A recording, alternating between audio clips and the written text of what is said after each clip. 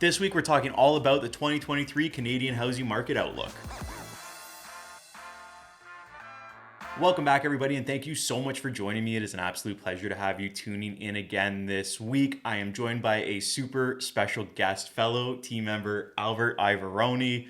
Welcome, Justin, Albert. yeah, man. Thanks for having me on. It's the second time. Happy New Year. Yeah. And I think last time we were together, we were smashing cannolis. Yeah, So that's let's get it. down to some business. You know what? That video actually got a comment recently, which means people are still watching that video from when we filmed it. So cannoli eating is a hot topic in Hamilton, apparently. But this week we have a super exciting topic. Before we dive into it, though, I want to direct your attention to the link below. If you're looking to buy or sell a house in Hamilton, Ontario, you can use that link to book a time with me that is convenient for you to talk about your real estate needs. Let's jump into it. 2023, 2022 was a roller coaster, but what do you see happening in 2023? Oh man, to me it's really all about interest rates. Here's what I see. I think we're going to get another small increase here probably early in the year.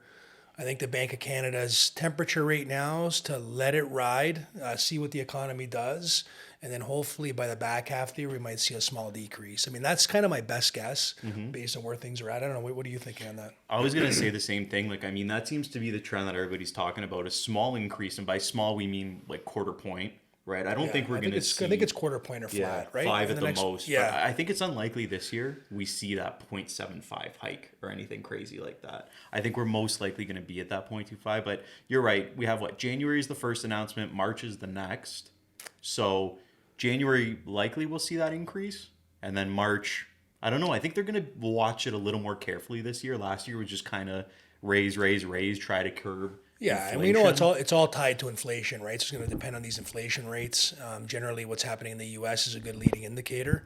But it'd be Armageddon. That's kind of worst case scenario. When we talk about worst case scenarios is if interest rates just continue to escalate, and we end up with 0.75 and 1% raises here in the year. That would probably be worst case for the real estate market. But I don't think we're going to be there. Yeah, and if we keep seeing inflation raise and rates raise at the same time, then that's a catastrophic situation. Yeah. Now, a misconception I see is I know, some people, some sellers and or buyers are expecting interest rates to fall sharp in the back half of the year. That's just not how the Bank of Canada works. So I think it's going to be flat. If we see a drop, to me, it's going to be last quarter. It's going to be fairly minor. And then maybe we'll see kind of a gradual decrease starting in 2024. Yeah, and I want to jump into prices because it's going to be, I think, directly related to what happens with the interest rates. So I know personally with prices, I think we're going to continue to see the prices fall as long as the rates are increasing. I think even if the rates, say we see one bump, then they, sit, I think people might still be a little hesitant until they think that the rates aren't going to go up anymore, because then that's when we'll really start to see the bottom. Yeah, and to me, there's a couple of factors into that. So one of them is kind of fear of the market, and I think you're right about that. The rates really got to stop rising before people are comfortable to jump back into the market. But the other metric I really look at is I look at affordability, right? And so as interest rates have sharply increased in 2022, affordability has gone through, if it's out of whack, right? Houses are currently unaffordable. Even if interest rates are flat this year, housing prices where they are right now, to me, the affordability gap is still too wide, right? So based on that, I tend to agree with you. I think even if interest rates stay flat, we're going to see prices slide a little bit here in the first half of the year, just based on affordability. And that's kind of my... Exactly. And I think we're actually going to see some shocking statistics this month, January, and in February, because our average price now for this year is going to be competing against the highest prices seen in the Canadian real estate market. So I think this is when people were saying big percentage drops year over year. I think that we're going to see some numbers that are going to scare a lot of people. It's going to be like 40%, right? Like 30, 40%. They're going to be big numbers. But the takeaway is, it's funny when you look at these and you can kind of project prices moving forward. It's still going to be up relative to 2019, 2020. All we're doing... I believe all we're going to do is revert back to pre-COVID. It's almost like a blip that I think we're going to look back on this and you just have to completely eliminate it from the equation of what was happening. Because, record low interest rates, prices, it was nuts. And then I know I'm seeing it, you're seeing it, we're seeing a lot more inventory on the market. But then there's always this talk too around immigration. And I know that Canada's always looking to expand immigration, expand immigration. You know, these people need somewhere to live. Do you think that the level of immigration expected this year is something that could affect the market? I don't see it affecting the house, the property sales market. You know, maybe rentals. I mean, very few are moving into the country, immigrating to Canada, and automatically buying a home, right? Mm-hmm. So I mean, those people are generally looking to rent and maybe looking to buy, 2, 3, 4 years down the line. So I don't really see it having a real tangible impact on the market this year. Mm-hmm. Yeah, that's a good point, right? And I mean, with the inventory levels being higher, it might also help with the house, curbing the house pricing. But you're saying they're coming in, they might rent. So we should even just touch on the topic of renting. Like, rents have gone up substantially over the last year just because obviously people couldn't afford to purchase properties. So instead of purchasing a home, they, were forced to sort of rent, which caused a huge demand in the rental market. Where do you see rents landing this year? Well, it's funny because we saw that demand kind of in the middle of the year spike because people weren't buying and then we're looking to rent. Then the other phenomenon was towards the end of the summer, we saw landlords trying to pass on their costs as interest rates rose, pass on. And again, that contributed to a spike in rents. But we saw demand drop based on that. So I think we saw basically a willingness to pay limit there around September, and we saw things slow down in the rental market. So like I don't see rents going up, for example, in 2023, right? Rents I think are going to be relatively flat. They may even dip a little bit with house prices. That's my best guess. It's true because a lot of times you're right. There was the point where landlords were having to charge a certain amount to try to cover their expenses. But you're right, it was around the fall that we saw it soften a little bit, and then these competing for rents wasn't as often. So you're right, there is a limit that people are willing to pay. Because I guess if they're covering the landlord's rent, you would assume then that they'd be able to just go out and purchase a house. Yeah, I mean, willing to pay or can pay, right? Yeah. So there just came a limit, a hard limit there. Yep. And then another hot button topic that I know a lot of people are waiting for, a lot of buyers are sitting on the sidelines, investors and all that. Foreclosures, like people losing their houses because they can't sustain the payments that have come with these increased interest rates. Like people that, like I have one of my properties that was on a variable rate and the payments went up $1,500 a month on that. So, some people can't sustain that. So I don't know. Do you think that we're going to start to see a lot more foreclosures? Yeah, actually I do. I think there is some inventory that's going to hit the market here in the spring.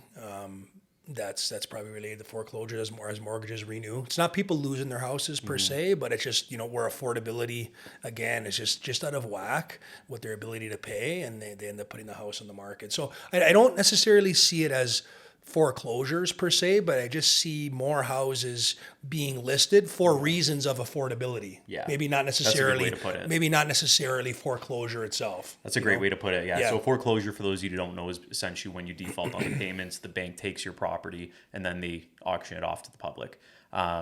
So yeah, you're right. I think people, before it gets to that point, will sell because honestly, a lot of people, especially those that are renewing 5-year mortgages, they still bought their house for a really cheap price. They're still going to have the option, okay, I can't afford these payments anymore, but I can still sell and make a couple $100,000 on the sale because I still did make money. That's exactly right. So, I mean, anything purchased before 2019, 2020, for sure, they're not underwater, right? There's actually still profit to be made there. No matter what happens this year, there's still profit to be made there. So they're not underwater. So it's not a foreclosure situation like you would have seen in Florida in 2009, right? So we're not in that sort of market. And the ones that did purchase last year at the peak of the market, well, generally those mortgages aren't coming due for another couple of years. Yeah. Right? Yeah, exactly. So, I mean, I think in terms of the prediction, that's pretty much it. Like, what else is there to talk about on that topic? I don't know, 2023, how do you think the year is going to be? Look, I look on statement it. Well, look, I look on the bright side of things, right? First-time home buyers rejoice. Yeah. I think affordability is getting better. It's already better. You can get into the market. You're going to increasingly be able to get into the market here in 2023. And the other takeaway from this is, Interest rates are temporary, right? The price at which you buy a house is not. So this is really an opportunity to buy a house with leverage in 2023. Maybe you're paying a higher interest rate, but you know what? That interest rate is going to change 2 years down the road, right? And your cash flow is going to change 2 years down the road based on that. So I see an opportunity there. And that's a great point too, because, you know, like even you're purchasing at a lower price, your payments may be higher with the interest rate, but you're saving money on the amount that you have to put down. And you're saving money on, you know, land transfer tax. So it becomes cheaper to actually close on the property as long as you can sustain those monthly payments, because you're right. Yeah, if we look at this relative to the peak, right? So at the peak, you're paying a really high price and really low interest rates. Would you rather do that, or would you rather pay a lower price and pay higher interest rates? The answer is number two, because your interest rates are going to change, just like the interest rates are changing from the people who bought at the peak. Yeah. Reverse effect, right? Yeah. And it's going to be interesting to see. So, I mean, be sure to like this video, subscribe to this channel, so you can come back at the end of the year and see how accurate these predictions were.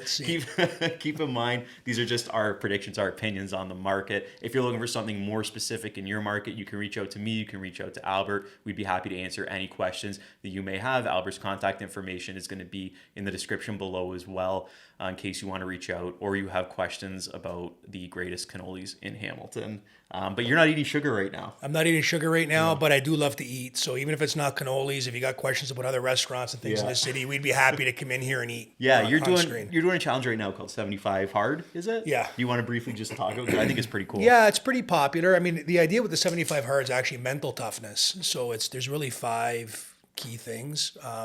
So one of them is 2 workouts a day, 45-minute workouts at separate times. One of them has to be outdoors. You need to follow a diet of your own choosing. So really it's just the idea of sticking to something, doing intermittent fasting. No sugar, no alcohol. You got to read 10 pages of a self-improvement book. You need to take a selfie every day. You need to drink a gallon of water daily. So all of those things by themselves are relatively easy, but the idea is you got to do it 75 days in a row, no breaks.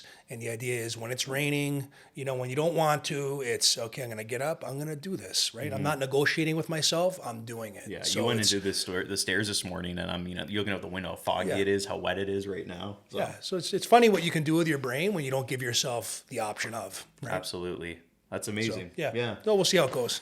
Well, wish you the best of luck. Maybe we'll have you in at day 75. Yeah, We'll have you back see. on for the I'll do the after. Take your shirt off. That's it. All right, guys. Once again, thank you so much for joining us this week. It is an absolute pleasure having you tune in, and we look forward to seeing you again next week.